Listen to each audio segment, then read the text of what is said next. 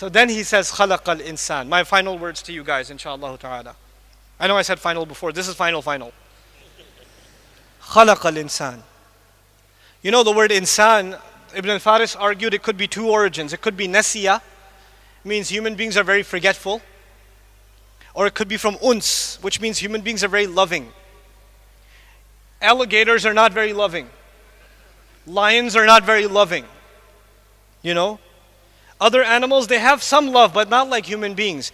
We can even show love to other animals. We can show love to other human beings. We can show love to strangers, right? We have that ability. So we have uns in us. They are wahsh and we are uns.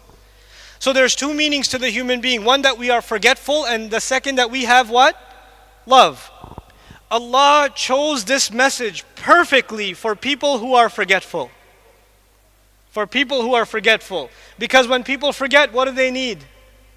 Reminder. And one of the names of the Quran is reminder. In huwa illa dhikrun. Kalla innaha tadhkira. Wa dhakkir bil Quran man yakhafu wa'id. Quran is reminder because we are insan. So he says, I taught the Quran because you're insan. You forget, that's why I gave you a reminder. You keep forgetting, so I keep reminding you over and over again. That's why I did that. Subhanallah. And the second is love.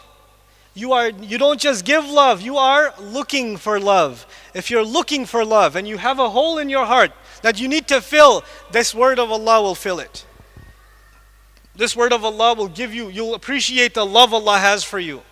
The honor He's given us. How high His word is. وَكَلِمَةُ اللَّهِ هِيَ الْعُلْيَا, He says in Surah At-Tawbah. The word of Allah is the highest there is. There's nothing higher than the word of Allah. Al-Ulya, the superlative form is used. You know what that means? There's nothing higher than the word of Allah. And yet that word of Allah, anzalahu, He sent it down. Can you imagine? The highest thing was sent down. For who? For you and me. That's what you call a gift. I don't deserve that gift and you don't deserve that gift. That is an act of love of Allah. Who is going to accept that invitation from Allah? If Allah called Himself a teacher, who will refuse to be a student? You know? And if you start now, I don't care if you're 70 or 7, if you turn to Allah and say, Ya Allah, I want to learn your book.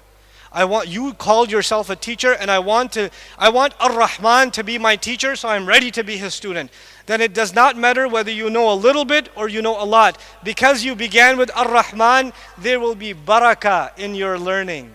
And when there's barakah in your learning, you will learn like you have never learned before. Never.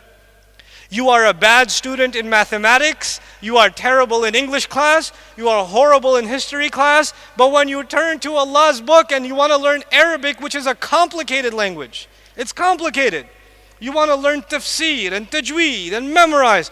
If your intentions are, I want Allah's love and mercy, then Allah will open doors in your brain you didn't know existed.